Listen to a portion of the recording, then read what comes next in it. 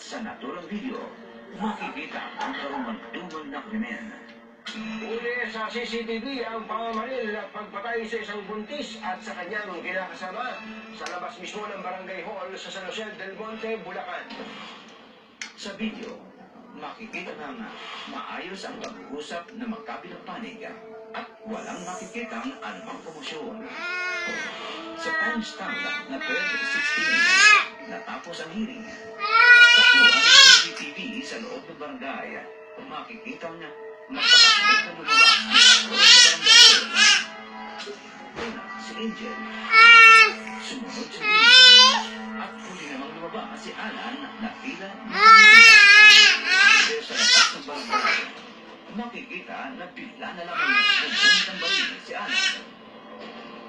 Dahil sensitive sa pangyayari, nilabuti namin huwag itong ipakita ng buo sa telebisyon.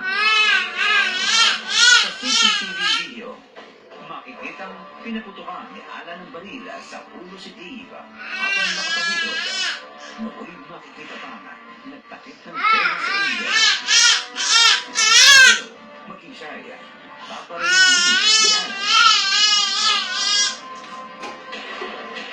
Matapos yun, Pag nakuha sumakay na siya sa motor niya, paalis doon sa crime scene patungong Nausagay.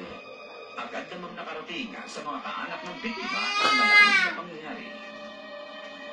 Sobra.